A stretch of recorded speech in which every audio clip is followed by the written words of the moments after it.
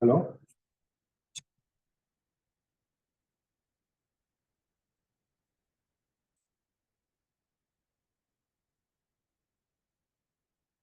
Bueno, entonces, bueno, como vemos acá, también lo voy a invitar sistemáticamente y así lo veo en las clases y también puede ser útil, digamos, para todos. Sí, ok. Entonces,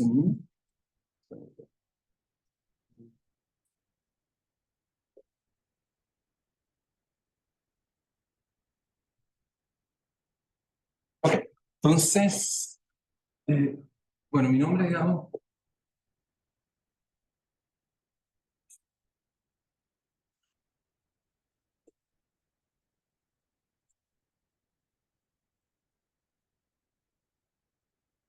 entonces, como ya saben, este curso entonces es la continuación de nuestro curso, digamos, de electromagnetismo, pero este curso, digamos, de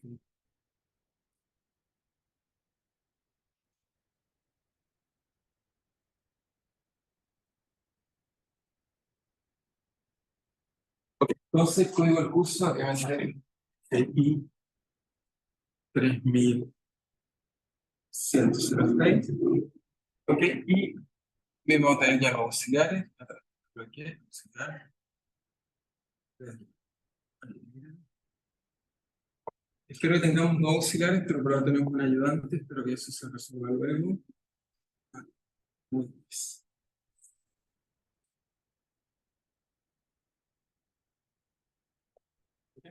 Para una primera opción, podemos hacer físico,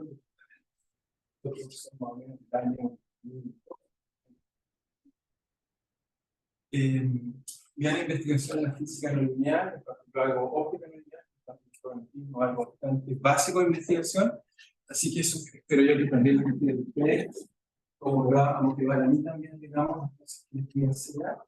Entonces, obviamente, este curso está orientado a físicos, principalmente, y astrónomos también, y para toda la gente que aprobar el curso.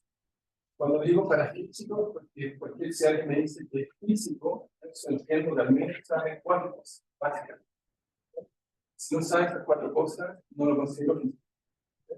Y son la mecánica clásica, la electrodinámica, la mecánica cuántica, la mecánica. Si no tengo un dominio en profundidad de eso, no es un físico. ¿Okay? Cualquier actividad de la física como hace, necesita este tipo de cosas. Alguien puede decir que por qué pongo también es importante. Bueno, esencialmente la astronomía es una actividad observacional y lo que observa es la luz. La luz es una onda electrónica, por lo tanto, tiene que entender también profundamente lo que es tanto el electromagnetismo, por eso es un curso también fundamental en la formación de un astrónomo. Por lo tanto, si un astrónomo se llama astrónomo, si no sabe eso, entonces tampoco se considera astrónomo. Pero como no es una actividad digamos, profesional, me cuesta más entender, supongo que sí, es que trabajamos en profesional. Seguramente vamos a tener como curso de electrocalculación, sí, intentamos un poco más cosas, pero por ahora no tenemos ningún aparato que mide bien la calefacción. Por lo tanto, si pueden hacer un poco más de energía en la televisión. Entonces, eso digo en el sentido que la universidad tiene una estructura básica que la mayor parte de los estudiantes yo creo que recordarse que se basa en maestros, símbolos. Sé que muchos no consideran esa estructura, sobre todo uno empieza a aprender cuando hace su doctorado, magíster, no entiende mucho por eso. Digo esto porque ¿cuál es la estructura diferente entre los estudiantes, profesor y maestro discípulo? En definitiva, se basa en que cuando uno tiene un maestro, confía en lo que hace. O sea, estoy seguro que cualquiera de ustedes que haya una clase de karate, el profesor o Kung Fu les dice, o sea, tienes que hacer 40.000, no sé, abdominales. Nadie le dice, oiga, profesor, o sea, son muchas abdominales, o sea, que hacer capital.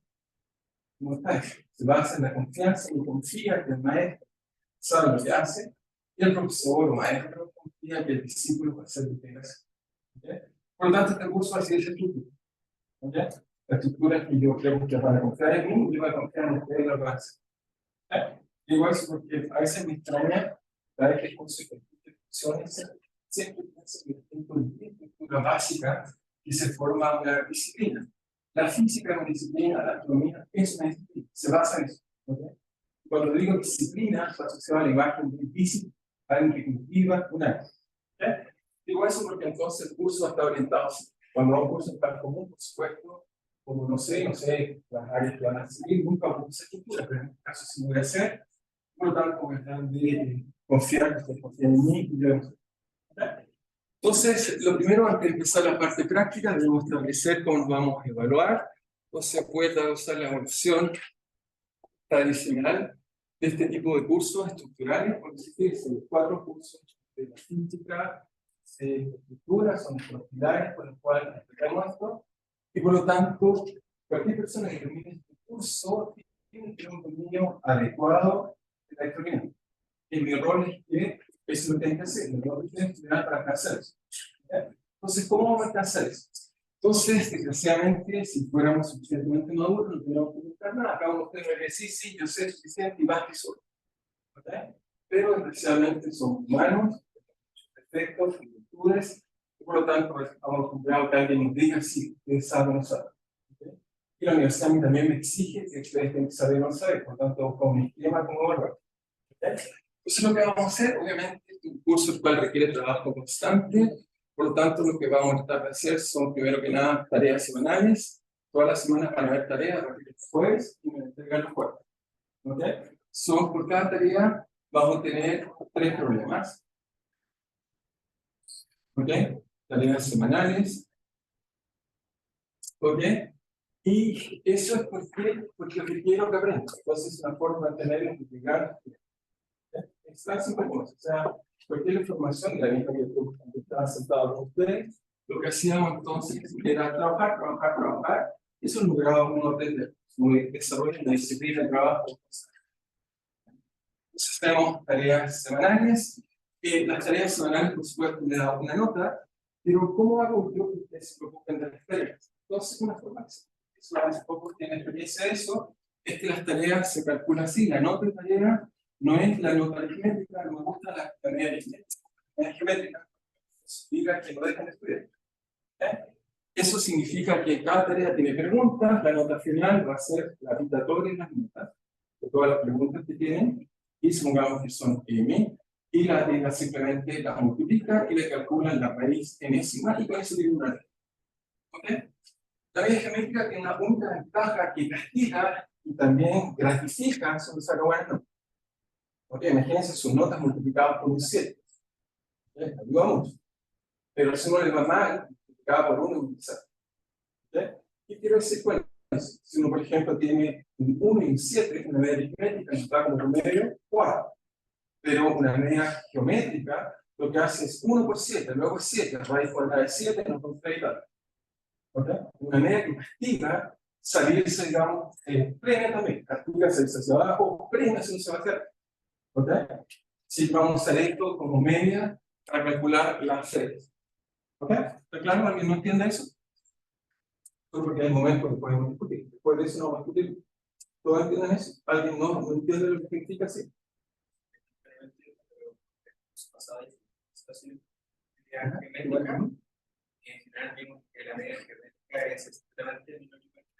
Por supuesto, que todas las medias, uno puede inventar muchas medias, no es la única. Puede inventar una media aritmética, una combinación de las dos. Podría, por ejemplo, hacer, no sé, cada nota sacar una media geométrica, sumarla.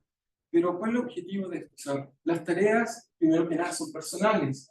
Y lo que deben entender, cómo las puede hacer o discutir colectivamente.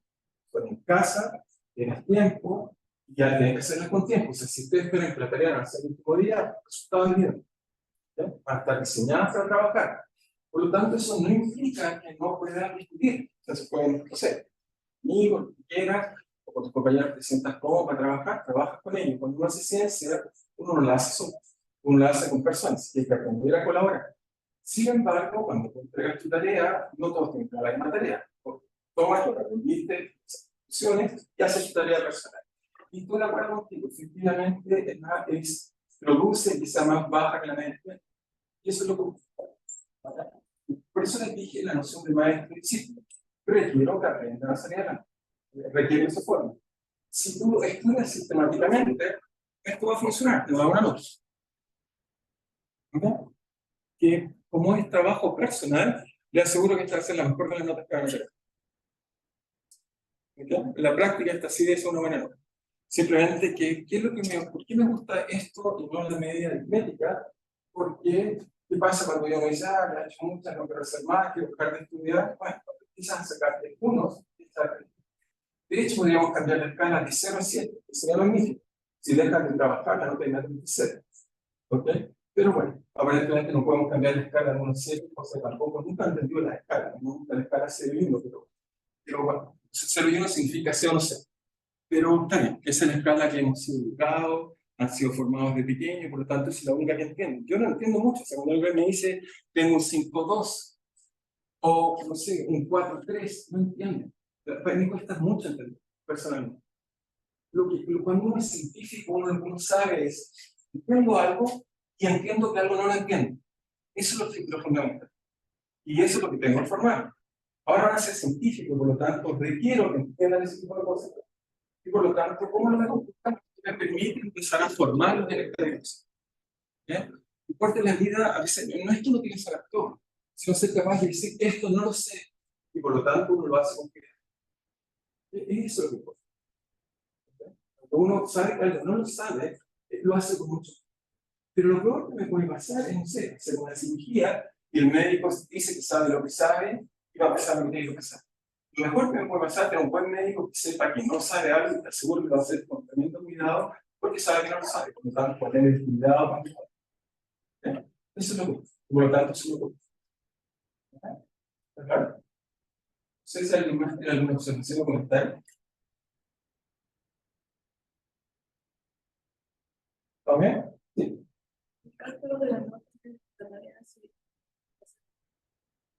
Eso por si las notas las preguntas. Cada tarea tú vas calculando si las notas van multiplicando las notas que sacas. Cada tarea te das preguntas, por lo tanto, cada semana tienes 3 minutos. La multiplico. Siempre la ingrediente para saber cómo. Todo por separado. No es que esté multiplicando el producto de las tareas, es el producto de las preguntas. ¿Ok? Eso significa que te tienes que preguntar por pregunta. ¿Ok? ¿Ok? ¿Está claro usted? Ok. Sí. De 1 a 7, continuamente. No voy a avisar que no me gusta, pero sí. De todas maneras, siempre esto me lavo las manos. Te explico cómo significa lavarse las manos. Quien pone las notas no soy yo. A pesar que ustedes piensan que soy yo. Yo invento los problemas. Esa parte está verdad. El que pone las notas son alumnos igual que ustedes, son más viejos. Son alumnos con un par de años más que ustedes. Y en este caso son estas dos personas. Entonces, ellos van a poner el criterio de notas que coloquen. Y yo, en caso de haya problema, voy a hacer algo así como la Corte Suprema, alguien que dice algo no está bien, y eso sí yo lo hago. O sea, voy y examino si las cosas están correctas. ¿Ok? O sea, vamos a tener un proceso si quieres de evaluar si es que está bien. ¿Ok? ¿Está claro? O sea, si ves que hay una dificultad o algo, no sé, alguna anomalía, yo me encargo de verificar eso. ¿Ok? Pero entonces yo le hago confianza a ellos. En particular, por ejemplo, Pedro, que es mi discípulo, trabaja, digamos, conmigo, y por lo tanto entiende bien la lógica más expresa.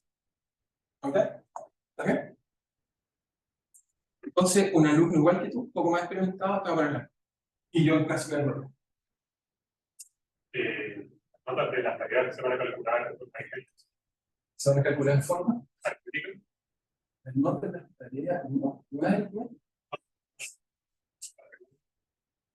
van a dar tus notas. Si tú sacas, no sé, un 7, la P2 un 6, la P3 un 5. ¿Y las notas de centro? No. Va a una nota final tendría que ir el producto de todas las preguntas. ¿Ya? No es, si quieres, tú puedes ir calculando cómo va cada tarea, pero al final es el producto de. ¿Ok?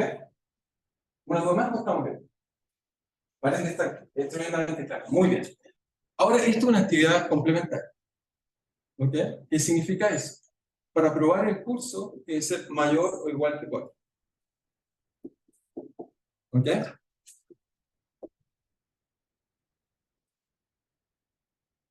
Por supuesto, va a tener un efecto en la nota final. Voy a decir cuál. Necesito decir la segunda parte. Obviamente vamos a tener controles, vamos a tener 2 controles. ¿Ok? 2. Uno a la mitad del semestre y otro en la última semana del semestre. ¿Ok? 2 controles. Todavía no se puede la mitad del semestre, voy a calcular el tiempo de la próxima semana, pero que voy a tomar toda la semana, voy a tomar justo la mitad del semestre, lo más probable un día sábado, para que tengan suficientes horas para que no haya límite. ¿Ok? ¿Sí? O sea, quiero decir que los vayan y digan, oye, tenemos que sacar de ahí, porque no, no hay límite un día sábado, a la mitad del semestre, el último sábado, el último punto. ¿Ok? Entonces, mitad y final de semestre. Control 1, mitad de semestre. Y otro control 2, final de semestre. Ok, esto me da dos notas y con esto van a tener una nota de control que es una nota de presentación, nota de control, que esta sí que es difícil. Entonces, toman control 1, 2, lo dividen por 2 y tienen una nota. Esta es diferente, no vamos a hacer esta gente. Las notas de los controles también no van a ser gemelas, son aritméticas. Entonces, aquí iré a colocar aritméticas. Es decir, que la razón de eso es porque ya que no, ese sí que es un trabajo individual y ahí se va a tener más cuidado que si alguien se le va mal en una pregunta, no sea tan fuerte el efecto comparado a los gemelos. ¿Okay? Los gemelos lo que buscan es que trabajen. Si han trabajado relacionados a los controles de gran eficiencia. Si no están trabajando, no se va a tener problemas en la espera. Pero los controles, ahí sí que sumamos simplemente, como lo han hecho toda la vida. ¿Okay? También usamos la regla de la escuela que si los controles son mayor o igual a 5,5, se pueden eximir. Puede haber extinción. O ya no, bueno, cambió el nombre, ya no dice extinción. Dice, digamos, no examen, no recuerdo la palabra, no puse la extinción. No. Exención. Pero okay, le vamos a colocar no seguido. No examen. ¿Aunque no esté? Sí, acá va a ser filtrado. Ya se mete extinción. ¿Ok? ¿También? Pero voy a decir la próxima semana o basta usted vean el calendario, si no lo vamos a calendario. Yo voy a buscar justo la mitad y va a ser justo el fin. Si es un sábado. ¿Cómo? Si es un sábado, va a ser el día de semana para tener todo. Salvo que alguien me justifique que no pueden los sábados, voy a pedir que se vaya para. Típicamente puede ser largo. O sea, al menos pero van a ser de 3 horas, puede ser 4 horas, 5 horas. Entonces no quiero sacarlo de su hora. Quiero que estén como pensando. O sea, no quiero que el problema sea que no me alcanzó el tiempo. Eso sí que no lo soporto. Debe ser aceptable. Quiero evaluar lo que sabes por las condiciones de los datos. Pero quiero que se cumpla el tiempo.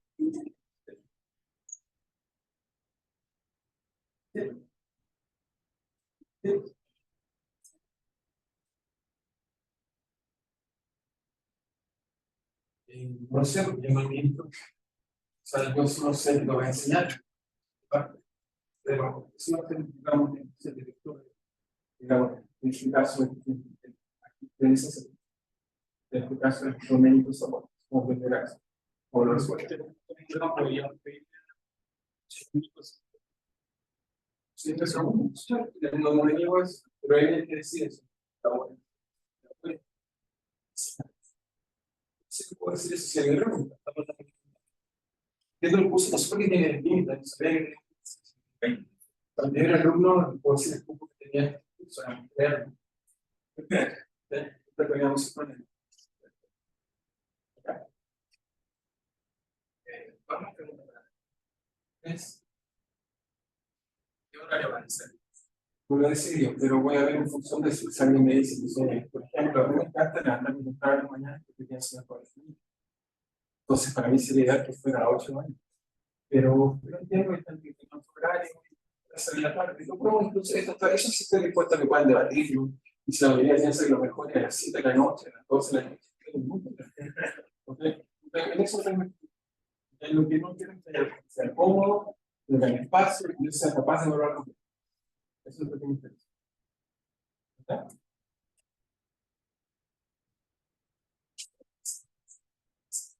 Todas las semanas, todas las semanas.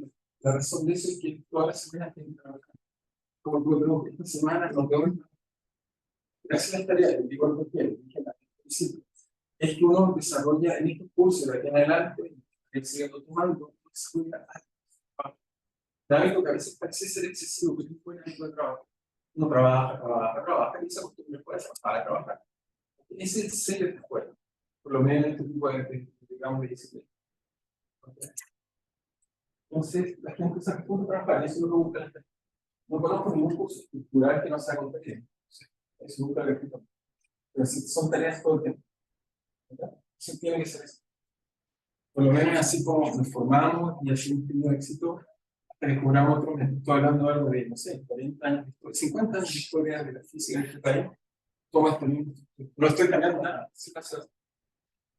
Simplemente algunas pequeñas variantes para ver cómo funciona. También me sirve a mí para entenderse muy bien, muy mal. ¿Confiante? Entonces, sección del examen. ¿Ok? El examen, un evento importante. El examen a mí me gusta porque debe evaluar todo. Entonces, ¿cómo puedo hacer el examen? El examen tiene dos partes. Una parte escrita, como un control, que voy a tratar de cumplir la materia en su conjunto, y una segunda parte que me permite verificar que las cosas están bien. Sobre todo me importa verificar los casos. Eso es importante. ¿Okay? Ahora me dice, ¿por qué quiero que sea una? El examen de calificación, ustedes saben lo que es eso, en casi gran parte, Estados Unidos muy común, en algunos países también, cuando uno entra a un doctorado, después que uno termina el ciclo de formación básica, siempre tiene un examen que acredita que tiene el dominio conjunto de toda la materia que aprende. Típicamente un examen que cubre mecánica clásica, electrodinámica, mecánica cuántica, mecánica estadística. Y en algunos lugares ponen algunas cosas más, pero sí o sí está eso. La idea de eso es cómo mide, cómo lograron consolidar los conocimientos previos. Eso es lo que busca. ¿Okay? Busca chequear que maduraron todos los. Por ejemplo, en Estados Unidos, cuando uno pasa este examen, aquí inmediatamente queda más. En el caso, no. Se pasa en tesis, para más. Cuando yo entro aquí, no hacía un examen de calificación. Que es el mismo que se hace hoy en día en el doctorado. Estos 4 cursos. ¿Okay? El examen de calificación actual de nuestro programa, la función de mensajes que sí, aunque tenemos actual, en forma, es escrito y oral. Entonces, el problema que hemos descubierto en el último año es que la parte oral llega muy mal. En el sentido que son capaces de calcular cientos de cosas, pero cuando uno le pregunta una idea, no son capaces de expresarla porque no fueron entrenados. ¿Okay? Entonces, hay que entrenarlo en esa parte. Uno tiene que saber calcular, pero también tiene que saber explicar. ¿Okay? Entonces, ¿cómo vamos a hacer eso? Esto va a tener una parte 1, que vamos a decir que va a tener que ser el 80% del valor final escrita. Y una parte 2, que va a ser simplemente 20%, solo por chequear oral.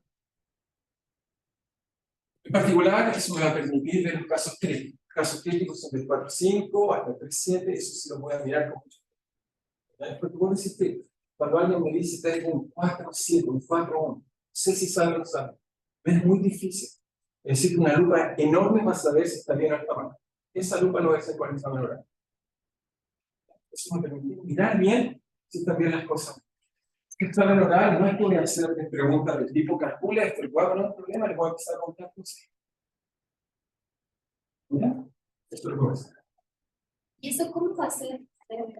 Dejamos un día, una hora, una visita, incluso te puedo dar primero un otro, sí, muy bien. Sí. Un 5.8, y luego chequear que es 5.8 con 5. Eso es lo que vamos a hacer. Me puede permitir subir o bajar. ¿Saben qué? No sé, si es cierto, alguien se está accediendo, llega al examen, con esos chequeos se sabe bien, ¿no? Obviamente, algo se encima puede tomar el examen y eso. ¿Está bien? ¿Estamos claros todos hasta ahí? Bien, entonces, ¿qué nos falta? Una sola cosa más. Quería esto. Y ya, por aquí estaba grabando bien. Claro, ok, perfecto, un poco más necesario. Entonces, ¿cómo calcular la nota final? Y ahora sí ya podemos empezar. Entonces, la nota final, necesito una fórmula que te voy a describir una propuesta, me dicen si está bien o está mal, pero lo que vamos a hacer es la nota final, con el cual voy a terminar el curso, es vamos a darle a la nota del examen, que tiene estas dos partes, examen, ahora sí, entonces va a tener un 35% de la nota final. Después vamos a tener los controles. Entonces tenemos la nota de control, que le vamos a asignar un 0,4% de nota final y vamos a agregar las tareas, que van a tener una nota, digamos, tareas como le puse, nota de tarea, entonces le vamos a agregar un 0,25% y con eso entonces nos da el 100% y con esto es una nota final. ¿Vale? Son las tareas, solo al final van a jugar un rol y como se fijan, tiene un rol que vale en principio más que un control por separado. ¿Vale? Pero solo al final. ¿Okay? No pasa en el conteo del examen, pues sí.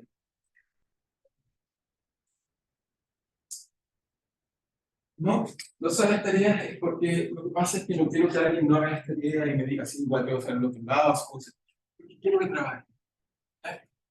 Obviamente, nota reprobatoria, la nota final es mayor que 4. Pero si las tareas solo esto que ponemos acá no es que quisiera, pero es que si no, ¿cómo te obligo a trabajar semana a semana?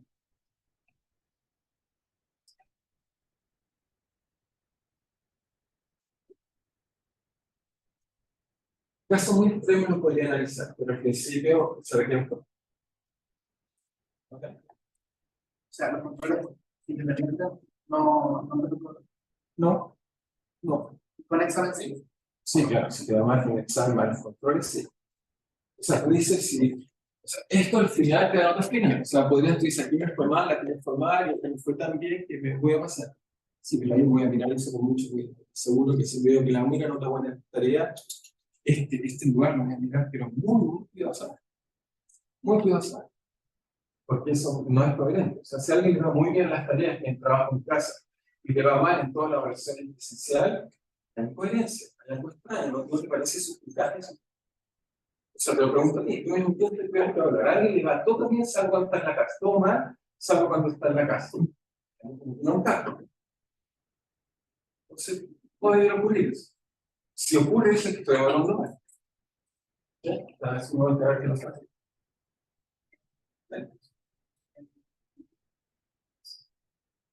Ah, bueno, hasta luego, sí, hay cosas. Si ellos van a estar conmigo, tienen derecho a preguntar. ¿Sí? Pero yo soy el que pone la nota. Ellos no van a participar en la evaluación de la nota. Ellos van a estar ahí, pueden hacer una pregunta o un comentario.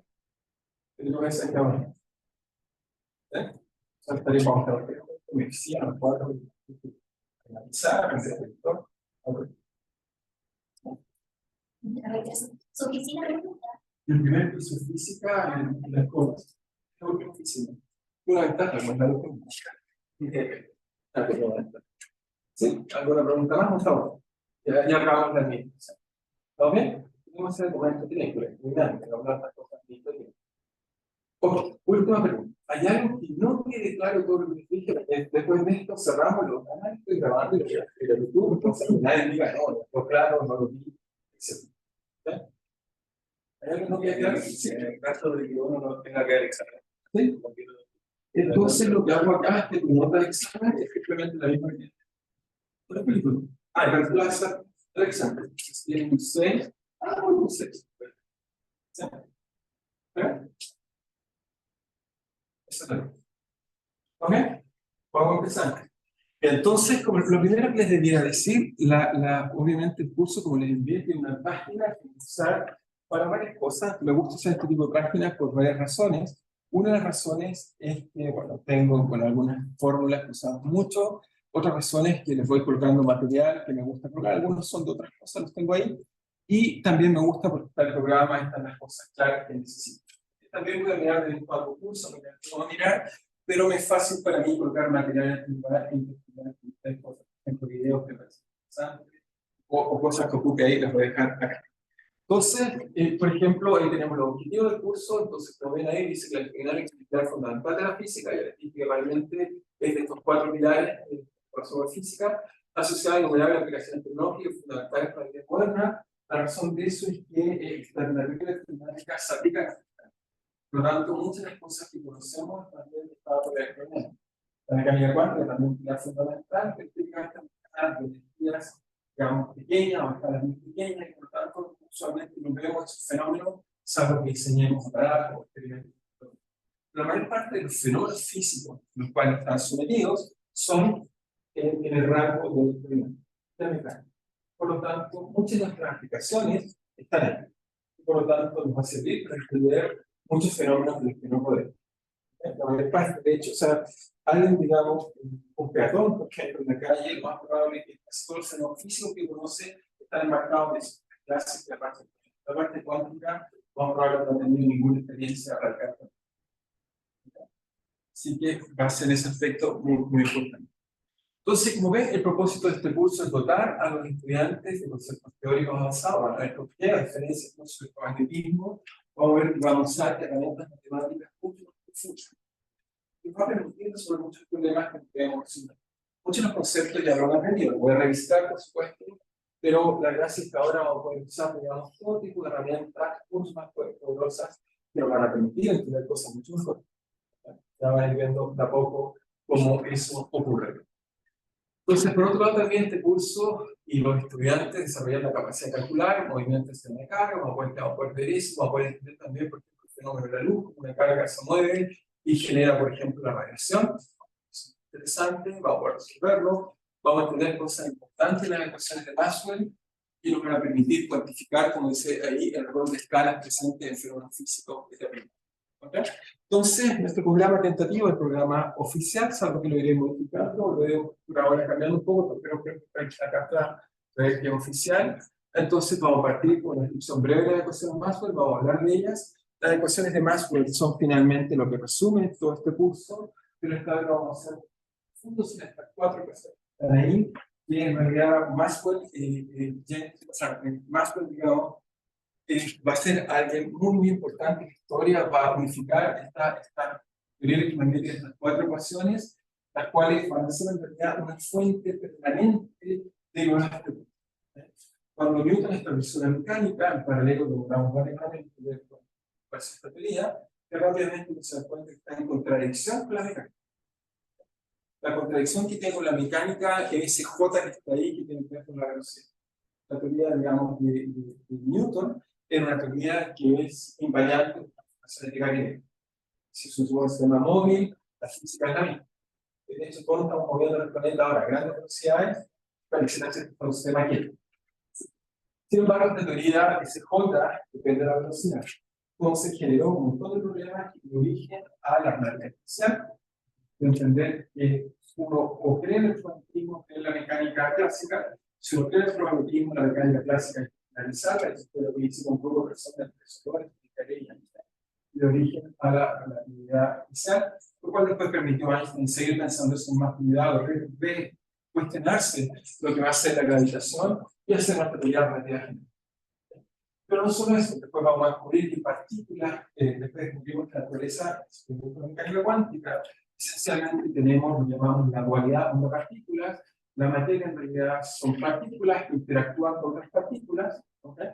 Y la teoría de estas partículas, que son lo que llamamos las interacciones fuertes, débiles y electromagnéticas, las describimos como una teoría exactamente regalada a esta teoría de.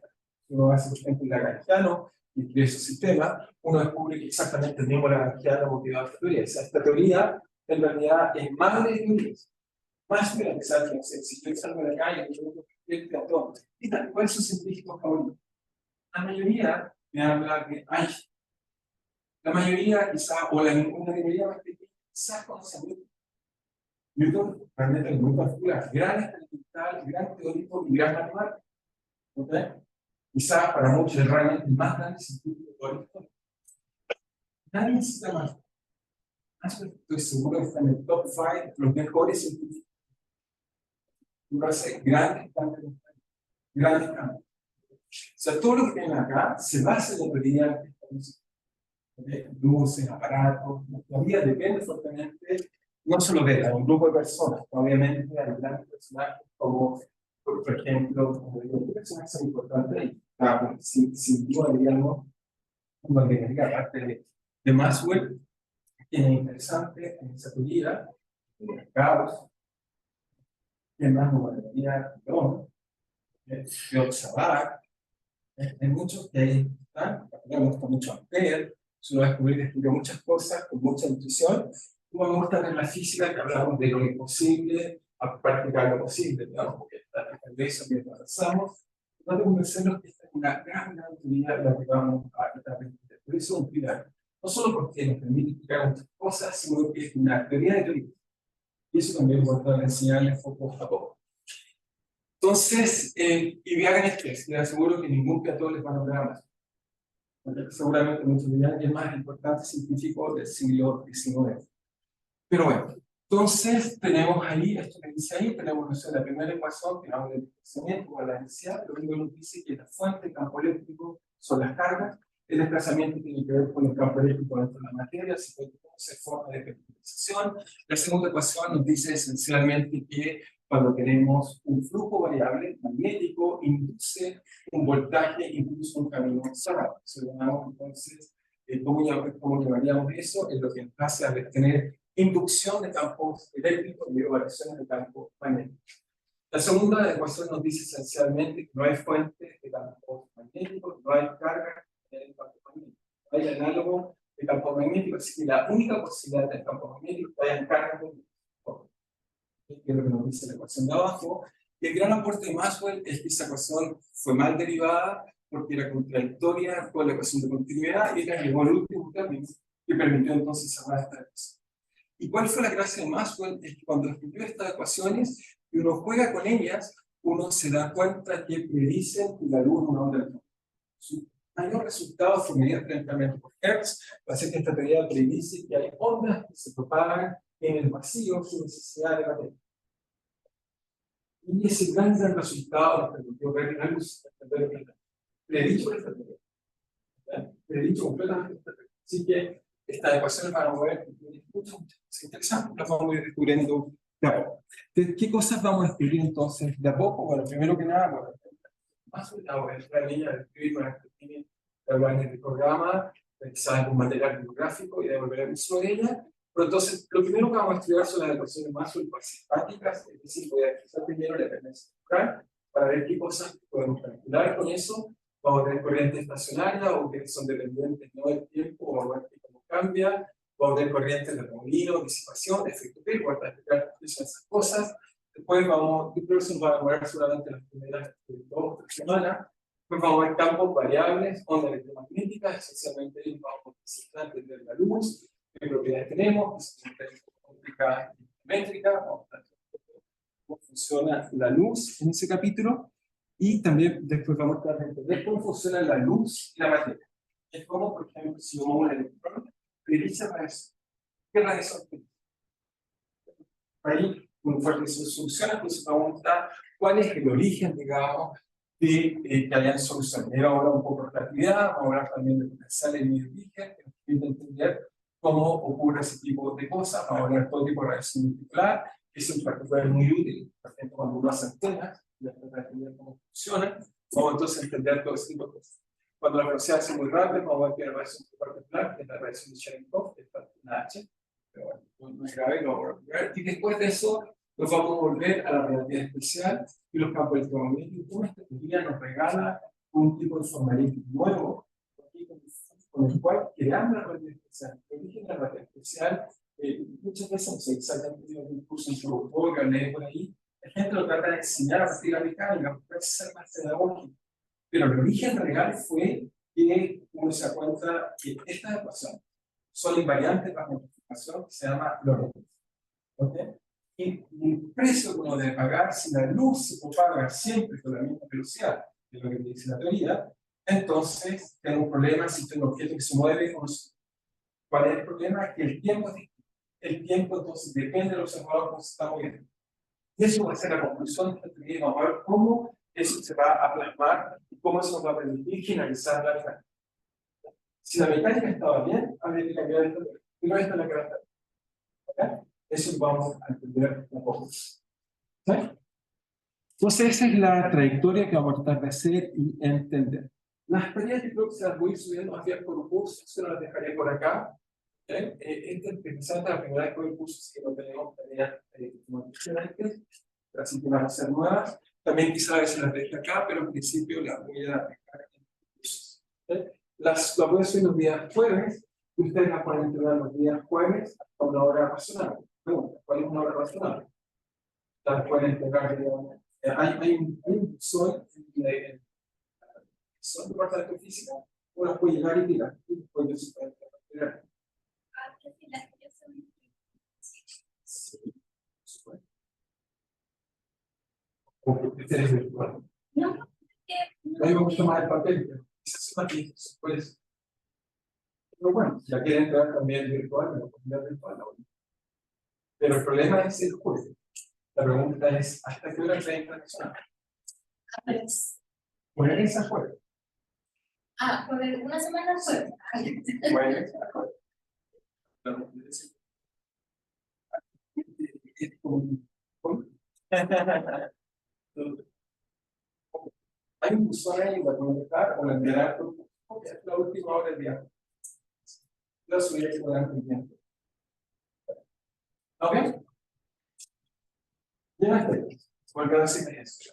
Ya. Y entonces, este material bibliográfico crece el programa oficial, pero el curso me va a basar solo en un libro, principalmente el otro pueden mirar, solo en un libro que es esta liga que es Jackson, y el curso tradicional de este curso. ¿Okay? De hecho, si alguien me dice como el curso de dinámica, inmediatamente dice Jackson. Es como yo lo diría el libro fundamental de mi principio, es como el libro más tradicional de este curso. Está bien explicado, muy detallado, está exageradamente detallado. Y tiene muchos problemas y está lleno de solucionar los problemas. Vale, está sobre los problemas están en este Jackson. En la primera actividad vamos a... Para la primera, ¿verdad? ¿Bien? ¿Estamos bien? Y bueno, y también, bueno, un curso también con el curso de electromagnetismo, quizás que puede servir, entonces, para el concepto, como está ahí, está detallado, si quieren entender algo un poco para ayudar a gente un poco más joven, o menos experimentada, pero ese es el concepto normal. Y también, bueno, tiene otros libros, como el Drive, y el de que también me parecen buenos, digamos, pero me parece darse por nivel largo superior, nivel personal. El curso yo voy a aceptar a ese nivel. ¿Ok? Obviamente, no tengo que hacer eso, que se pueden encontrar fácilmente en internet, en sitios de dudables, mucho. Ok, y aquí una vez que estamos de acuerdo, les voy a colocar una imagen de la evaluación. Ok, ¿estamos bien? ¿Alguna otra cosa administrativa? ¿Estamos todos claros lo que se va a tratar? Ahora podemos comenzar. ¿Bien?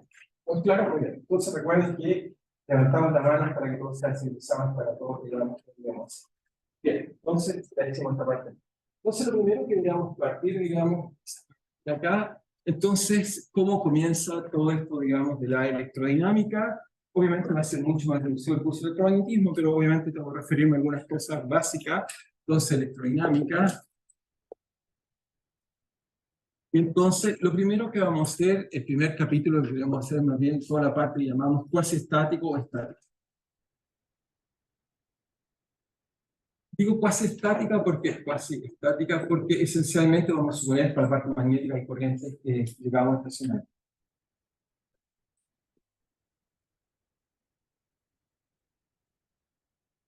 Entonces, lo primero que uno diría, con quién uno podría partir esto, diría que el mejor ejemplo de partir, me parece razonable, pero es que acá, es obviamente, yo partiría con el Coulomb. Entonces, ¿qué es lo que va a hacer? Bueno, está la ley de Coulomb. Entonces, Coulomb, está por ahí, este personaje, está Charles Coulomb, acá. Entonces, Coulomb hace un experimento muy bonito, digamos, que lo que va a tratar de hacer, digamos, este experimento, Coulomb, entonces va a ser exactamente el mismo experimento de Cavendish, acá está, pero para cargas. ¿Okay? Obviamente, la historia, obviamente, uno dice de dónde conocíamos las cargas, qué sé yo, obviamente, quizás muchas culturas antiguas, el único dato que tenemos por escritos son, digamos, algunos documentos griegos, donde, por ejemplo, documentos griegos, esencialmente, donde lo que hacían era, por ejemplo, tomar materiales, frotarlos y veían que, por ejemplo, traían esos bien. En el caso particular, tomaban piedras de ámbar, o sea, ámbar, pedazos de ámbar, que es simplemente resina, está solidificada, la frotaban, la resina es muy bonito, ámbar, y uno acerca las cosas y saltaba. ¿Okay? Entonces, en griego, el ámbar se llama y de ahí viene la palabra electromagnético, es ámbar. Si usara en español, lo habríamos llamado, digamos, ámbar renal. o ámbar árabe. Pero bueno, los griegos lo descubrieron y por lo tanto o lo documentaron, entonces sabían que si tomaban estas cosas de... No hay muchos lápices, interesante. Entonces tomaban ámbar, todos conocen el ámbar, como es resina, la misma resina que lo ves, color como café claro, se solidifica y da como piedra, entonces la gente lo toma como piedra, en el suelo como piedras preciosas. Van collares, anillos, con este material, uno lo disfrutaba y tenía la propiedad de atraer objetos livianos como hojitas y cosas así. ¿Okay? Entonces el ámbar atraía hojas, pero la persona que va a sistematizar esto por primera vez es Coulomb. Entonces Coulomb, ¿qué es lo que va a hacer? Va a hacer un experimento idéntico al de Cavendish, pero para objetos que los cargan, los frotan y hacen lo que se llama un péndulo de torsión. Es decir, que un objeto esencialmente, a grosso modo, uno va a tomar una especie de péndulo así, que está apoyado, por ejemplo, esto es una viga elástica, como cualquier viga, uno toma cualquier material, incluso este lápiz, que su elasticidad muy grande, pero uno debería poder deformar y devolver. Si fuera muy elástico, sería fácil de deformar. O sea, cualquier objeto es elástico. O sea, si tomo este pedazo de acá y lo trato de girar, tiene una resistencia a volver. Es muy plástico ya, pero si fuera suficientemente bueno, volvería fácil. Entonces, como un pilar elástico que se deforma, uno lo caracteriza, esto es esencialmente igual que un resorte, y si lo deformo, quiere volver a su posición de equilibrio. Eso es lo que hace. Entonces, uno lo primero que hace es que lo calibra, es decir, que le aplico fuerzas conocidas, y veo entonces cuál es su constante elástica de torsión. ¿Ok? Eso lo hizo Cavendish en el caso de Coulomb, va a ser lo mismo en este caso acá, y lo que hace Coulomb esencialmente es acercar algún tipo de objeto cargado. ¿Ok? Entonces, como objeto, fricción, intercambio de electrones, lo cargo. El material que considero es aislante, las cargas se quedan ahí por un rato, se enamoran lentamente, lo acerco y hago inducción. La inducción va a hacer que el medio se polarice, por lo tanto las cargas se van a polarizar, entonces las cargas se van a estirar, cargas positivas, negativas, negativas. Si esto es positivo, las cargas negativas de la polarización van a acercarse hacia las positivas, las negativas se van a dejar, por lo tanto se van a tratar de atraer, y cuando se atraigan entonces mido ese ángulo de formación, y por eso caracterizo la fuerza. ¿Estamos todos de acuerdo con lo que hizo entonces Coulomb? Elemento muy simple y copió como medida de la gravitación. Y lo hizo con mucho cuidado, porque tener cuidado el aire, tener cuidado con todas las fuerzas que están ahí involucradas. Y su conclusión, después de hacer un poco de trabajo, fue que había una fuerza de atracción y repulsión, dependiendo si las cargas eran positivas o negativas. Y su conclusión es que hay una fuerza que es de la forma proporcional a la carga 1 o la carga 2, ok, partido esencialmente por la distancia entre las cargas, ok, llamemos R1, R una posición, R' la de las otras, y va como el inverso de la distancia de estas cargas que están acá, ok, fuerza de Coulomb. Ahora solamente quizás aprendieron esto en otra notación, que a mí me gusta mucho más, que es una notación más bien que viene de la parte más bien de que mientras se desarrolla la teoría electromagnética, la gente va a aprender la capacidad de que un medio se polarice, por lo tanto uno introduce la constante eléctrica que tiene que ver con la capacidad del medio de polarizarse, ¿ok? Y obviamente cuando no hay medio, entonces el límite de esta constante se llama la constante eléctrica del vacío, que es de epsilon cero. Pero esto uno partido por 4pi es simplemente un número que uno puede estimar, y fue lo que estimó, digamos, en esa época Coulomb, pero la gente puede dar interpretación física a este parámetro, que después le dimos una segunda interpretación física que tiene que ver con la velocidad de la luz. Una vez que uno descubre, en este caso, la permeabilidad magnética. Pero entonces fue cambiando un poco la interpretación de esta constante y su origen. Los primeros estudios esencialmente tienen que ver con la capacidad de polarizarse. Y este K, justamente por los números, entonces es este K destacada de intensidad de interacción. Las unidades, por supuesto, están siempre en MKS. Va en este caso 8,987 por 10 elevado a 9 newton metros cuadrados partido por Coulomb al cuadrado. Entonces eso es igual, por supuesto, a 1 partido por 4pi hecho en 0. Si uno de ahí calcula el epsilon 0, entonces que nuestra constante eléctrica del vacío, constante eléctrica del vacío,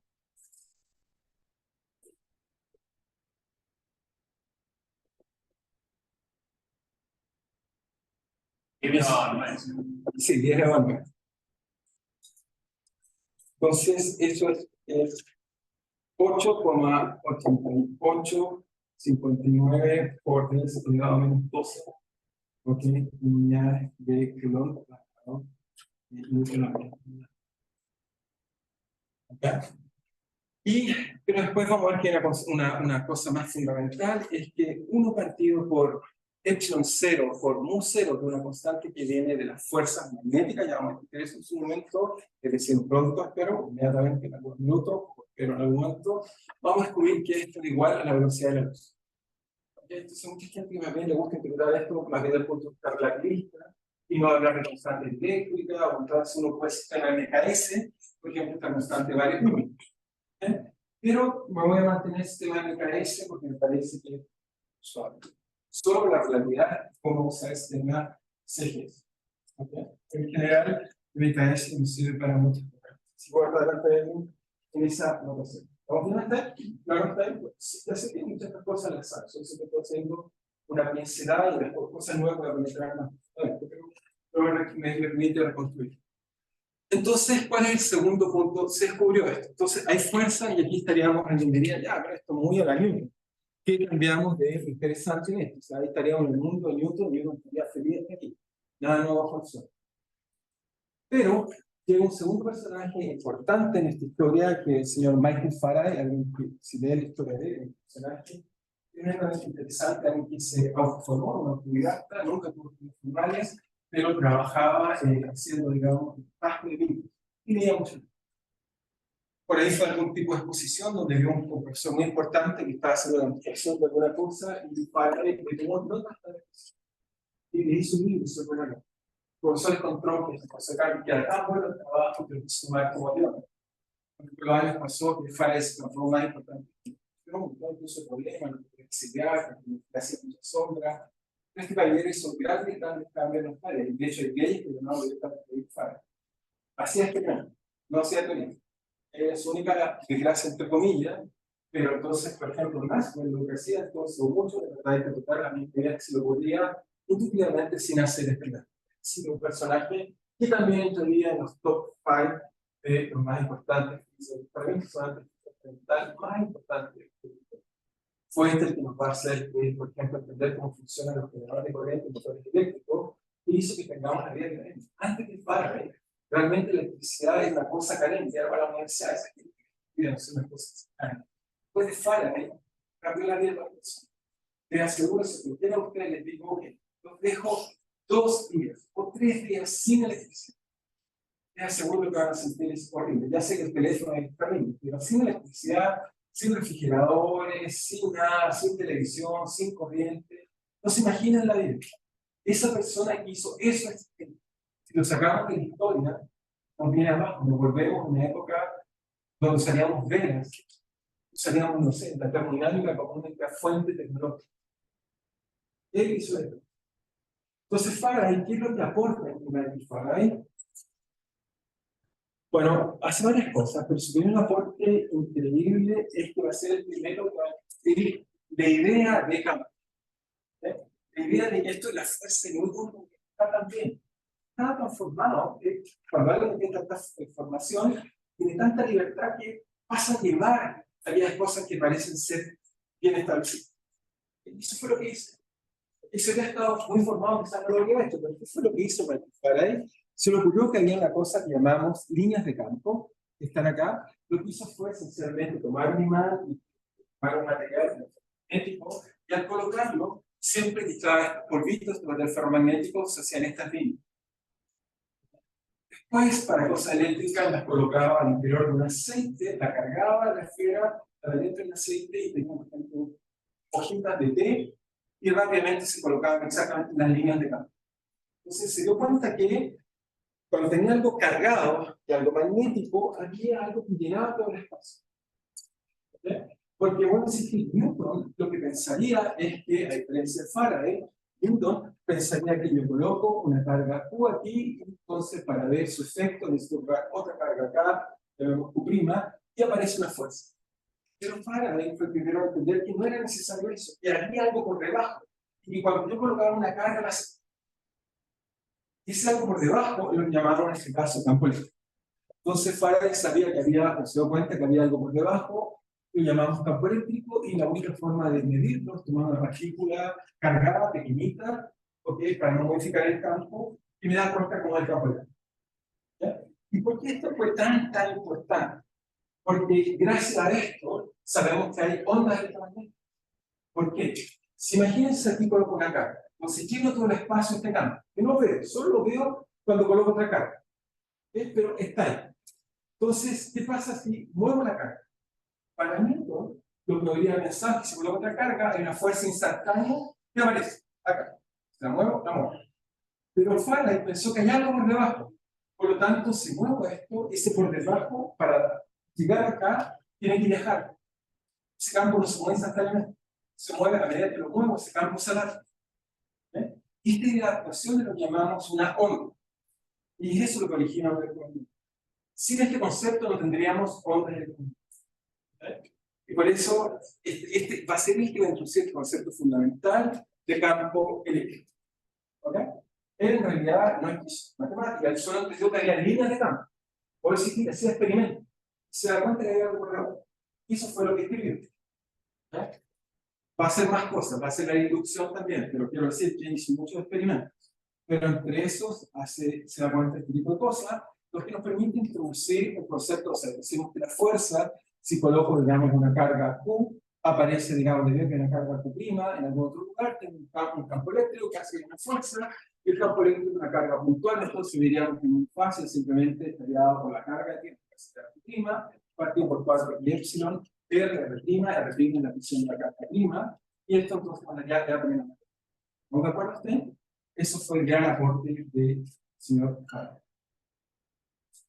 Entonces, o sea, esta es la forma en que lo traducimos, las ideas, en algo formal. Después de esto, entonces uno dice, muy bien, estamos bien hasta ahí, pero por supuesto viene el segundo pregunta con sería, ya, pero todo esto que les estaba hablando es de cargas puntuales, y entonces Coulomb diría, ya, una carga puntual, ¿qué lo que dice experimentalmente? Diría, bueno, como un objeto pequeño, únicamente en esfera, lo cargo y es una carga puntual. Nosotros no vivimos en ese mundo pequeño, vivimos en un mundo macroscópico. Esta teoría fue desarrollada en un mundo macroscópico. Por lo tanto, lo que tenemos típicamente es materia. La materia lo que lo caracteriza típicamente tiene propiedades. ¿Cuáles? Volumen, tener masa y tener cargas. ¿Okay? La materia fundamental, estable que conocemos son los átomos. Y lo que está formado es por masa, especialmente, cargas importantes. Y cualquier pedazo de materia siempre tiene cargas, que son muy pequeñas. Por lo tanto, el problema que tenemos en general es que tomo cualquier objeto, digamos, cualquiera sea, digamos, y ese objeto, cualquiera sea, lo que tiene en su interior tiene cargas. ¿Ok? Muy pequeñas. Entonces, a nuestra escala, nos vemos esas cargas, y uno se pregunta, ¿cómo entiendo lo que es el campo eléctrico que genera esas cargas? Entonces, uno lo que hace es que, bueno, si son cargas puntuales, uno ve un nuevo concepto que llamamos el principio de superposición. ¿Alguien sabe lo que es la idea de principio de superposición? ¿Alguien sabe si en los paneles acá dice qué es un principio? ¿Qué es un principio? Una verdad que se asume. Una verdad se asume, es verdad, es una verdad que se verifica, no que es la ciencia experimental. Es una verdad que se verifica sistemáticamente, pero que no sabemos por qué funciona. Pero se verifica, eso es lo importante. No es que se asume, no es un acto de fe. Es algo que sistemáticamente verificamos, y la única parte de la fe que tenemos es que no sabemos por qué funciona. Pero funciona. Entonces, el principio de superposición nos dice que la fuerza en un lugar cualquiera por acá, por ejemplo, uno se pregunta cuál es el campo eléctrico de todas las cargas que están acá. Uno se pregunta, no sé, tengo una carga I, parto de Q1, Q2, Q3, etcétera, hasta Qn. Uno se pregunta cuál es el campo eléctrico. El principio de superposición lo que me dice es muy fácil. Va a ser simplemente la suma de los campos de cada una de las partículas. Es decir, que esto es la suma de QI partido por, en este caso, 4pi, epsilon 0. Entonces, D en esta sería R menos R', o en la dirección R menos R'. ¿Está bien? Principio de superposición. Principio. ¿Cuál es el marco de derivada? Principio. Y algo que seguramente ustedes aprendieron sin decir. La primera vez que hablaron por ejemplo, de diagrama de cuerpo libre, estaban usando el principio de superposición. No son no lineales, son no lineales, suman fuerzas. Y nadie se lo puso a cuestionar, ¿no? O alguien le dijo, ¿cómo es? Le digo una fuerza, la fuerza. ¿Cuál es la fuerza neta? Su respuesta era, asume. Se lo preguntaron, principio. Simplemente quizás no le dijeron principio de superposición, pero lo que aprendieron es que la fuerza neta es la superposición de la fuerza. Esta idea la llamamos principio de superposición. ¿Ok? ¿Estamos claros? Sí, pero estamos claros. Ahora mismo lo hago pensar, pero ir tapando eso a veces cosas que no fueron llenadas. Entonces no tiene esta idea, pero obviamente, es bueno insistir, uno no mide cargas puntuales porque son muy pequeños. ¿No? Es demasiado pequeño. ¿Cuál es el tamaño típico de un electrón? O al menos a dónde sabemos cuál es el tamaño del electrón. ¿Alguien tiene idea? A decir que un electrón son 12 esquinas. Estaríamos felices. Porque la mecánica cuántica estaría con nosotros. Está con nosotros, una escala más pequeña, la vemos directamente, pero no a esa escala. ¿De qué tamaño vamos a ver? Ya no nos piensa bien, sería un electrón por atones. Vamos a ver el tamaño de un núcleo atómico. Eso sí sería bueno. Te digo una mala palabra, me permite salvar a ese pegado. F26 la cosa que tenemos. Por ahora, no sabemos la estructura que tiene, no sabemos si es un punto, si tiene forma, etcétera. Sabemos que es una onda partícula, nosotros como partícula, al menos sabemos que el tamaño que tiene es más pequeño que eso. Corto. Puede ser, si hacemos un mejor experimento, quizás de años más, vamos a llegar a 29 personas. Es pequeño, muy pequeño. Por lo tanto, uno dice, ¿cómo hacer? Bueno, la gente que hace sobre todo teoría fluida nos enseñó muchas cosas. Nos enseñó cómo abordar estos problemas del continuo. La gente de fluidos, si uno habla con cualquier fluidista, como ingeniería en fluidos, ellos piensan que la materia es un continuo. ¿Eso qué significa? Tomo un pedazo de algo, lo corto, por ejemplo, tomo este pedazo acá, tengo papel. Lo corto, tengo papel. Lo corto, tengo papel. Lo corto, tengo papel. Lo corto, tengo papel. Lo corto, tengo papel. Lo corto, tengo papel. Papel. Nunca para. Cualquier persona que cree la teoría del continuo, y entre eso su gran cartera se llamaba Newton, pensaba que esto estaba infinito. No creía que había un lugar donde se cortara. No creía que teoría atómica. No creía que había un lugar donde se cortara. Entonces esas personas, ¿cómo se arreglaban este tipo de cosas? Bueno, lo que pensaban era simplemente que, o cómo conciliamos esta visión, es que uno diría, mira, toma un elemento mesoscópico. ¿Qué significa mesoscópico? Microscópico sería en escala pequeña donde está el fenómeno.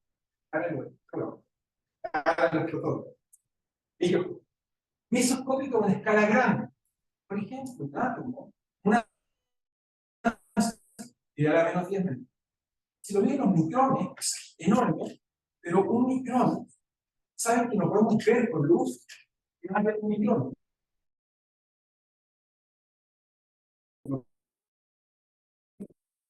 No podemos ver más allá, podemos ver menos con micrón. ¿Qué pequeño que es? Un micrón es una millonésima de un metro. Y nosotros estamos en la escala de los metros, centímetros. Por lo tanto, nosotros vimos la escala macroscópica. Los electrones vienen a la escala microscópica, pero en nuestra teoría, entre medio que usamos intermedio, una escala mesoscópica, en la cual definimos cantidades macroscópicas. En esa escala, por ejemplo, ¿cuál es el concepto relevante? No es carga, sino que llamamos densidad de carga. Simplemente lo que hacemos es que tomamos un volumen muy chiquitito comparado a nuestra escala, que con matemáticas sería el límite para el sistema cero, con físico sería algo muy pequeño, ¿okay? Pero obviamente no es cero, muy pequeño, grande comparable a la escala microscópica, y en esa escala uno puede introducir la noción de densidad en un punto cualquiera, por ejemplo, si es R', que es simplemente el límite cuando el volumen es muy pequeño, obviamente no es cero, pero es la forma en que lo presentamos, donde sumamos todas las cargas que están al interior de este volumen. Por eso, coloco asterisco si está al interior de este volumen, y lo divido por ese volumen. ¿Okay? Y aquí algo, y quizás uno se lo pasa de largo, quizás lo tendrá en el colegio, y algo profundo, que va a ser notar que en esta escala, casi todas las variables físicas que usamos son mesoscópicas, son promedios, son sumas de cosas, a veces lineales y no lineales. ¿Ok? Promedio. Piensen en cualquier cantidad física, la que se le ocurra, se va a conocer la temperatura, el promedio que significa un pedazo de volumen, la que se le ocurra, la presión, la fuerza que le está pegando algo, la que tengan en mente. Imagínense la que les gusta más. Se dan cuenta que todas son variables mesoscópicas. ¿Por qué esto es importante? O importante es, sabemos que la escala a nivel mucho más pequeño domina la mecánica cuántica, que es una teoría lineal. Hay principio de superposición. Ecuación lineal. Sin embargo, el mundo donde vivimos es no lineal. ¿dónde me equivoqué? ¿Por qué ese mundo a nivel fundamental es lineal? Yo vivo en un mundo no lineal. No lineal significa que no es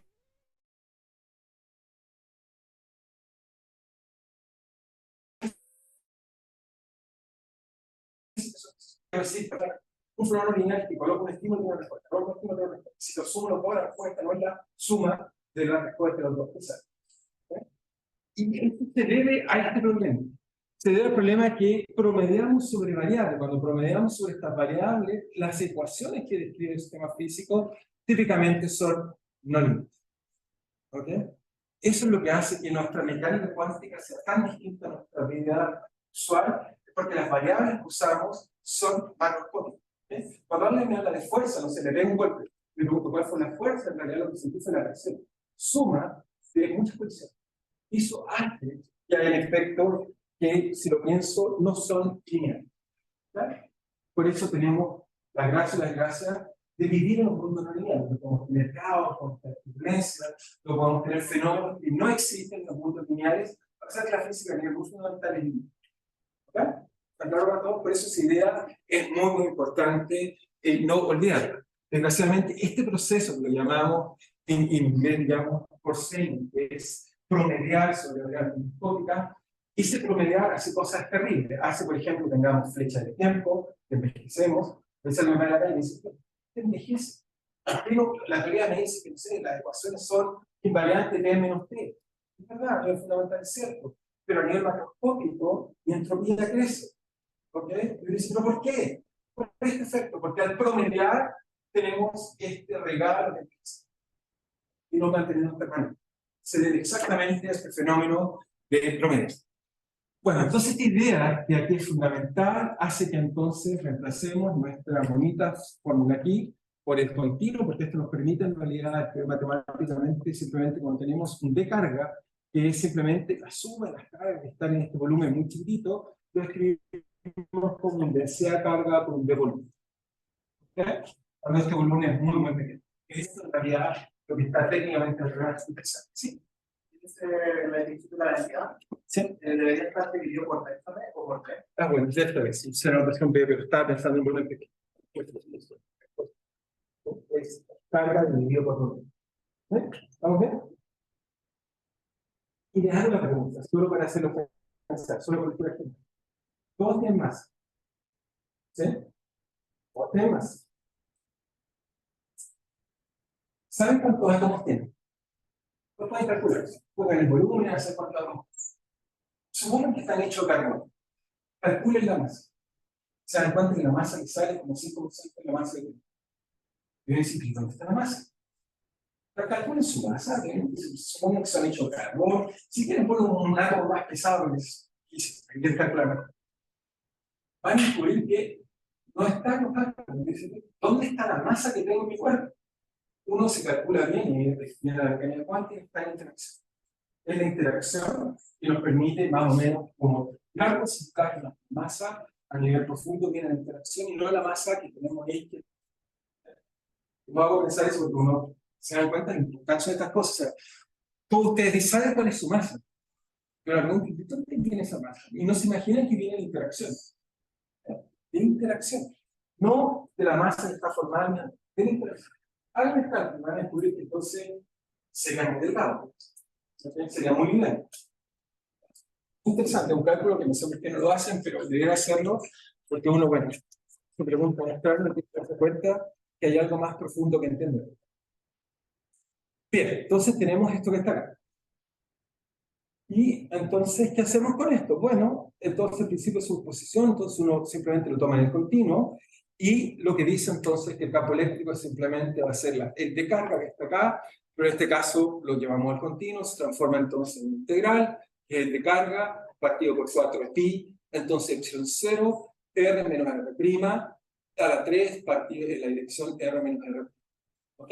Pero entonces el siguiente problema ya está, que es si, por ejemplo, no sé, me cruzara, no sé, cruzara un chef hacia el otro lado, me pararía un colega y me diría, ya, pero ¿qué significa integrar en un TQ?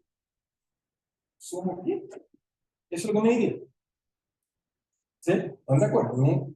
¿Sí? Entonces alguien diría, no, en realidad tengo un objeto, este objeto tiene carga, lo que sabemos bien del objeto es, sea carga y el volumen. En eso sí lo entendemos bien.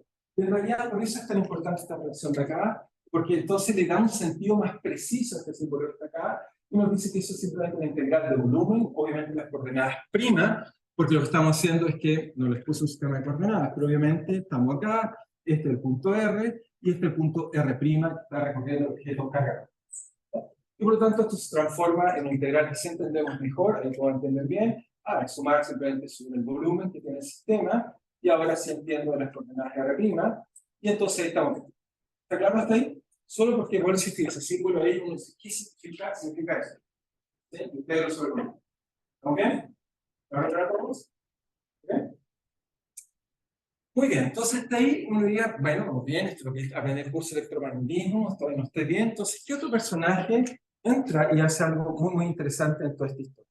Entonces, el próximo personaje importante es un matemático, y quizás para mucha gente les dice que sabe nomás un matemático de historia, o dicen que no, oigan, pero este sí está entre los también importantes. Cuando uno ve las matemáticas, en la época de gloria de las matemáticas, entonces Gauss, ¿qué es lo que va a hacer? Va a reinterpretar esto de otra forma. En vez de escribirlo así, tú vas a escribir una forma mucho más estética que nos va a permitir entender mejor las cosas. ¿Okay? ¿Qué es lo que va a hacer este caballero que está ahí, Gauss? Entonces, Gauss lo que va a hacer es simplemente usar lo que vamos a entender como el flujo. El flujo es un concepto que uno toma, digamos, de la teoría de fluidos, y esencialmente lo que va a hacer Gauss va a definir el flujo de un campo eléctrico. Simplemente toma, si queréis geométricamente, toma un volumen cualquiera, ¿ok? Que se me dé la carga, un volumen B, y obviamente al interior, por ejemplo, pensemos en una carga, que usamos principio de superposición. Tomamos una carga, y esta carga genera un campo eléctrico, que si queremos radial o así, puedo hacer la línea acá porque sea más fácil, y cruza estos dos. Entonces la gente de fluidos, cuando corre un río, por ejemplo, lo que mide es cuál es el caudal. El caudal es simplemente la velocidad de partículas que están en la superficie. Eso es lo que llamamos el flujo. Por cierto, cuando se tiene la gente de fluido, y simplemente el flujo es tomar simplemente el campo eléctrico, como si fuera la velocidad, como se imagina que va así, y calcula el producto punto entre el campo eléctrico y el elemento de superficie. El DS es el elemento de superficie que siempre apunta en la dirección normal a la superficie. ¿Okay? El DS, que estoy haciendo así como vector, es dn por ds elemento de integración. ¿Ok? Gauss, ¿qué es lo que va a hacer? Entonces se da cuenta que el flujo tiene una ley muy profunda que lo va a llevar a escribir de una forma muy, muy elegante. Hacen las cosas que tienen que ver con esto. Entonces, con una partícula puntual, Gauss lo que va a descubrir es que el flujo de una carga Q simplemente va a ser la integral de superficie, entonces, que toma en cuenta una carga Q partido por 4pi epsilon 0, y si quieren, voy a colocar por simplicidad para que sean las cosas más fáciles, voy a colocar el sistema de representación de la carga, es simplemente para que sea lo más rápido que puede ser. Simplemente entonces esto estaría partido por R cuadrado, medido del sistema de coordenadas, en la dirección R unitario, punto de ese vector. ¿Estamos de acuerdo? ¿Sí? ¿Y qué es lo que se da cuenta Gauss? Gauss se da cuenta de una propiedad muy importante que tiene que ver con el concepto de ángulo. Es que, recuerden, un ángulo, ¿qué es lo que es? El ángulo que le gustaba, digamos, fueron los griegos, que lo usaban así, digamos, fueron los árabes para aplicar la computación, pero lo único que hacían era simplemente el ángulo que sostiene algo, por eso radianes, era simplemente el arco dividido por el radio. Eso lo llamamos el ángulo. Pero uno puede decir, ya, pero ahora existe cualquier dimensión, ¿puedo definir un ángulo? La respuesta es sí. Vamos a definir el ángulo en cualquier dimensión, simplemente como la superficie dividida por ese radio equivalente. ¿Okay? En 3 dimensiones, lo que diríamos es que el ángulo sólido es simplemente el elemento de arco, en este caso sería una superficie, dividido por el radio cuadrado. ¿Okay? Esa es la noción que usamos de ángulo en general. ¿Estamos bien? ¿No entendemos? ¿Estamos bien? ¿Todos? ¿Sí? Esto me lleva a una noción muy simple, que es definir y generalizar nuestra noción de ángulo. Simplemente nos dice que ángulo sólido es simplemente algo así como tomo un área, esa área proyectada, y la divido por su radio. Esto es lo que, si se recuerdan, algunos que tienen vuelo que estoy haciendo, lo que hace es que uno toma esto, proyectado por supuesto en un círculo, y toman el radio de este. Eso me define el ángulo sólido. Esto no se lo puedo hacer en la dimensión media, dimensión n. ¿Ok? En el caso más simple, recuperamos la noción de ángulo geométrico que tiene geometría. Entonces, ¿qué es lo que significa esto? Entonces, lo que hace Gauss es que se da cuenta que este pedacito de aquí, cualquiera, por ejemplo, ¿cuál es el aporte del flujo de este pedacito que está acá? Bueno, como es el producto punto entre la normal, o la normal completamente, entonces supongamos que es la normal. La normal y el campo eléctrico que está ahí, esto, si lo pongo en una esfera acá, es equivalente a la que se proyecta el esfera. ¿Okay? Al igual que, se está olvidando, al igual que cuando alguien me define el ángulo, por ejemplo, en un plano, el ángulo que está aquí es el mismo que sustenta acá, si lo proyecto bien sobre la esfera. ¿Okay? El ángulo es el mismo. Por lo tanto, cualquier superficie que está acá, la proyección que está acá, me da exactamente el ángulo sólido. ¿Okay? ¿Eso qué concluyó Gauss? Concluyó que esto que está acá es el de ángulo sólido. Porque simplemente proyectar la normal, que es equivalente a lo que hace una superficie, en el ángulo sólido. Por ejemplo. Y por lo tanto, si esto es el ángulo sólido, que es lo que concluyó Gauss, se puede hacer un análisis simple, geométrico, va a concluir que eso que está ahí le va a decir algo muy sorprendente, le va a decir que el flujo, en realidad una carga puntual Q, es simplemente, bueno, integrar eso, la carga sale por fuera, 4pi es constante, epsilon 0 es constante, la integral del ángulo sólido es simplemente la integral de ángulo, una esfera, vale 4pi, y por lo tanto Gauss va a concluir que el flujo sobre una carga puntual, cualquiera sea el volumen, va en la carga integral. Eso es lo que va a concluir. Y esto que está ahí tiene una consecuencia profunda, muy profunda. Nos dice que el flujo entonces tiene esta relación que está ahí. ¿Ok? Gauss obviamente sabía más las matemáticas, pero este, fíjense, nos dice algo muy profundo. Nos dice que si yo tomo, después uno puede reinterpretar la gravitación a la Gauss, pero eso me dice que si yo tengo una carga puntual, tomo cualquier superficie que la izquierda, le pregunto cuál es el flujo que genera, no depende de la distancia ni la superficie que tome, solo depende de la carga. Ese es el resultado sorprendente e impresionante. Y este resultado solo se debe a que la fuerza es el inverso al cuadrado.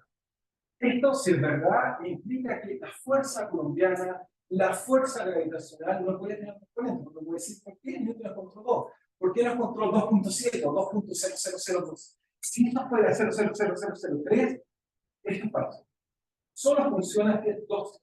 Esta ley solo funciona hasta el 2 y me enseña inmediatamente que si el flujo es constante para cualquier superficie, Newton se habría sabido de campo, que habría entendido bien, Newton había enviado a la gravitación, había dicho la gravitación simplemente el flujo que genera una masa es constante cuando lo encierro por cualquier superficie arbitraria, y lo más interesante habría concluido que la constante en realidad es la masa, como acá se concluye que es la carga.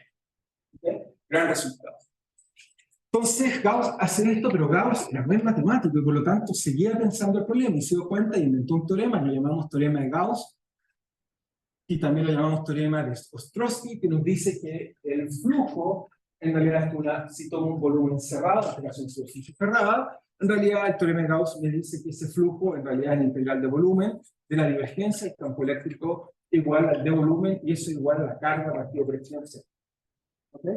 Pero por otro lado, la carga es la integral de la densidad de carga por el de volumen partido por epsilon cero, y esto nos lleva a nuestra primera ley de Gauss de Maxwell, o la primera, o cercana a la primera ley de Maxwell, nos dice que entonces esto tiene que ser válido para todo volumen, no solo para un volumen particular. El que me dé la gana, el que me dé la gana.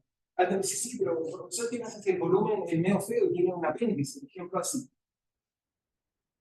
Y me dice, ya, pero mira, lo toca acá, pero la proyección lo toca acá y lo toca acá. Entonces el flujo de acá se cancela con el de acá y solo el de acá. No podemos estar quitando lo mismo que la superficie. No tiene que ser ni convexa, eso cualquiera ser. Por tanto, es una superficie integrable. Si es una superficie integrable, entonces vamos a concluir que entonces esto nos va a llevar a la conclusión imposible evitar es que nos lleva a que la divergencia de entonces el campo eléctrico es igual a entonces la densidad carga partido por epsilon cero. ¿Estamos de acuerdo? No sé, quizás en algún aspecto puede ir largo o corto, que voy tratando de recordarles. ¿Qué implicancia tiene esto en las matemáticas? Veamos las implicancias maravillosas que tiene esta ley de Gauss. O sea, nosotros hablamos bien de ley de Gauss así, porque es mucho más elegante. Pero Gauss realmente lo que uno debería decir, si me paro un pelotón en la calle, el flujo yo creo que lo va a entender. ¿Okay?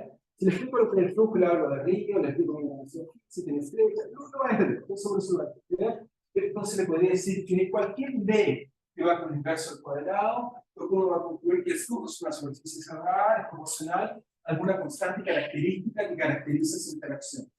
¿Okay? Siempre la fuerza va con el inverso al cuadrado. Tan simple como eso. ¿Okay? ¿Está bien todos entendieron esa conclusión? ¿Sí? ¿Es claro para todos? ¿Sí? Entonces, ahora que uno puede concluir.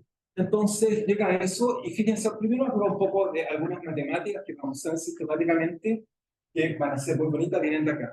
Bueno, para una partícula puntual, el campo eléctrico lo sacamos directamente del cálculo de Coulomb, es decir, que tenemos 4pi, simplemente epsilon 0, R menos R'. Una carga puntual, ¿cuál es la densidad de carga? Una carga puntual. Q. ¿Cómo es la densidad de carga? Una carga puntual. Hacer eso, lo que usé en nuevas matemáticas, se llama la distribución. ¿De acuerdo? E introducir una cosa que llamamos delta de la distribución, no es una función. Es algo que integrado en un volumen dado siempre se evalúa la función y evalúa el argumento igual a cero. La distribución. Una generalización de la idea de funciones. La entendemos como el límite de las funciones en ciertas propiedades. ¿Todos de acuerdo? Somos todos conocemos. No es sencillo, no dicen nada, pero supongo que todos conocemos. Por tanto, me dice que la carga puntual, entonces tengo acá R menos R', es la densidad de carga de una carga puntual. ¿Qué es una idealización matemática? Vamos a ver, si puedo usar. ¿Esto qué me dice? Me dice entonces, si lo reemplazo acá, me dice que la divergencia de la carga puntual, 4pi epsilon 0, es partido por R menos R', ¿okay? Al cubo, en la dirección, no es direccional, probablemente con R menos R', eso es igual a la carga Q, partido por epsilon 0, la densidad de carga, delta R menos R'. Por lo tanto, hay muchas constantes que pueden simplificar, por ejemplo, la carga Q, puedo identificar y determinar también el epsilon 0, y entonces encontramos que la delta de unidad, que es una propiedad muy interesante, que nos dice que la divergencia, ¿ok? La divergencia entonces de entonces R menos R', ¿ok? R menos R' al cubo vale delta de R menos R'. La primera vez que vamos a encontrar una ecuación diferencial que nos da una distribución, algo un poco abstracto. Dice que la divergencia de esto que está acá nos da eso. ¿Sí? Lo saqué acá. Bueno, lo paso, ese que está acá. No olviden, es importante. ¿Sí? ¿Estamos bien? ¿Sí? Esta media ninguna pregunta. ¿Qué interpretación se le da como al delta de carga en este caso? Sería como que punto la decía. Sí. Excelente. O sea, obviamente, si yo tuviera que explicar cómo interpreto eso, o sea, uno las puede interpretar de muchas formas, pero la primera es que la forma más simple es que tú dices que este tipo de distribución tiene esta propiedad. Si yo tomo la integral, se definen bajo el símbolo integral, y ahí es donde uno las entiende. Es que si tomas cualquier función f de x y le aplicas una delta de x menos x', integral delta x que incluye x', quieren incluirlo, es simplemente f de x. ¿Okay? Para todo elemento de integración que incluya x'. ¿Ok? ¿Ok? Eso obviamente dice que eso cómo es posible. Entonces uno dice que eso solo es posible si una interpretación es que delta de x menos x' vale 0 para todo x distinto de x' y vale infinito para x igual a x'. ¿Ok? F de x'. F de x'. ¿Sí? ¿Estamos de acuerdo? ¿Sí? ¿Sí? Obviamente es uno, como uno le gusta, dice, ya, no entiendo esto, yo entiendo la función. Pero entonces, ¿cómo lo puedo entender a partir de la función? Hay muchas representaciones. Bueno, por ejemplo, uno toma una función cajón, tal que, no sé, por ejemplo, el ancho de aquí vale h, por ejemplo, la altura vale h, ¿ok? Entonces, acá abajo dice, si la altura vale h, ¿cómo hago para que el área sea 1? Entonces, como es altura por base, si basta que esto vaya 1 partido por h, 1 partido por h, o si lo coloco a la mitad, 2h menos 2. ¿Sí? 2h acá. Entonces tomas el límite cuando esta función tiende h a 0. Y eso te da una representación de la delta. te vas a dar cuenta que se ocupa el teorema de los medios, pues tiene integral, porque eso con el tipo de H, pues,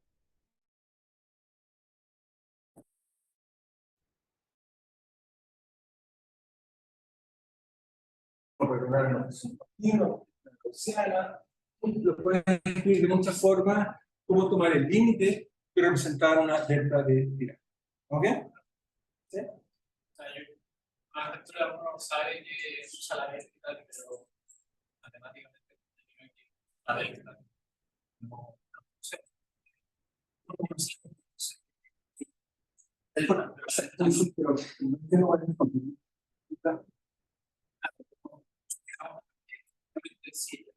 es la única función tal que, como cualquier volumen, o sea, lo tienes que, o la única distribución que tiene esta propiedad, una propiedad fundamental, es la única que tiene esta propiedad que tomo ρ de R por de R para todo volumen B, incluya, por ejemplo, el origen donde está la carga, y me da la carga. No hay otra función que tenga esta propiedad. Es la única. ¿Cuál otra? Cualquier otra función para todo volumen, porque tienes que hacerlo para todo volumen. Tan chico como quieras, tan grande como quieras. Otra carga tiene que, ¿qué otro resultado?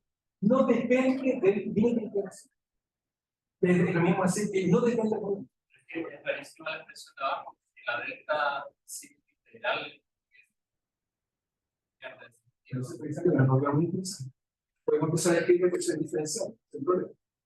Simplemente lo puedes ver al revés, como que inviertes este símbolo para allá y puedo saber lo que significa la ley. Exactamente. Exactamente. No todas se definen en integral. Vamos a ver la ecuación. Después incluso ver el consumo de función. Bueno, pero tienes que pensarlo, y eso para apelar más a la física.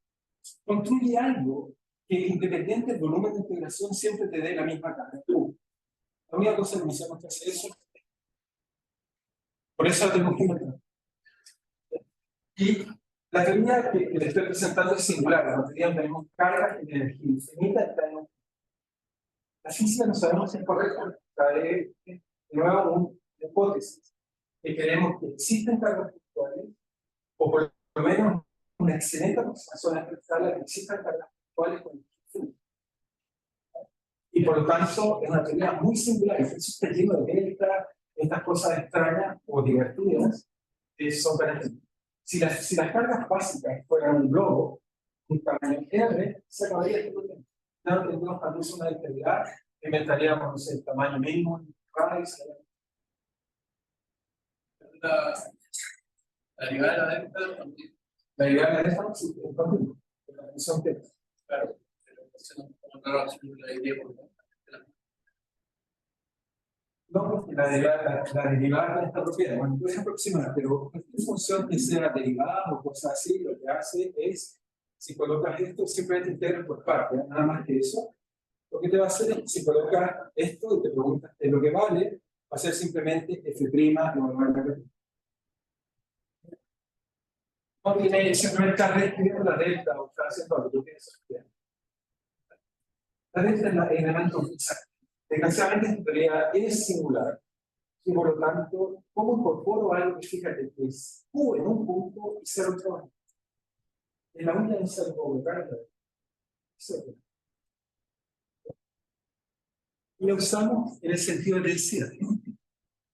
Por eso creamos funciones y después los matemáticos, ojo, esto, sobre todo que es un tipo que se llama Charles, para ver en francés, son todas matemáticas ahora de los 60, los 70, a entender un tipo de cosas, porque son muy viejas, o sea, estoy diciendo más, pues, nunca conocí, nunca pensaba en cargas puntuales, pensaba en densidades de carga, si le preguntaba de dónde venía, no sé.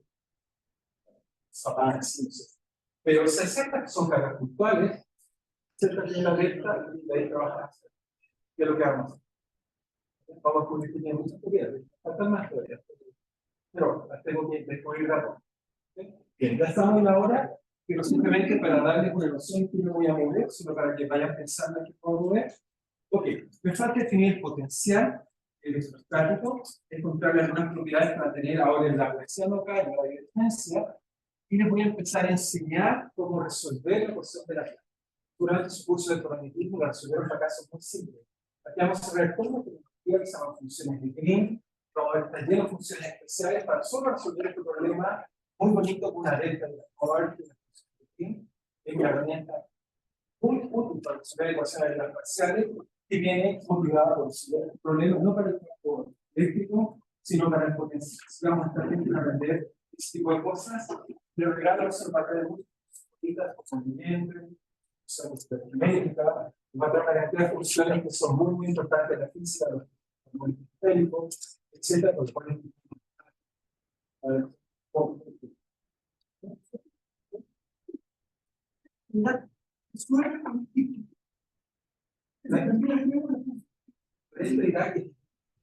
¿qué resuelve? ¿En qué sentido resuelve la definición? La función que se vuelve, pero en otro minuto. Si la función fuera discontinua, hay que usar el valor que tiene la función en esta escala. Así que no resuelve. O sea, si la función es discontinua, hay que tomar el valor que tiene en ese punto. Así que no resuelve. No resuelve. Obviamente no hay que porque viene la captura. No es como un espacio funcional para acercarse a la despegar y ver cómo resuelve.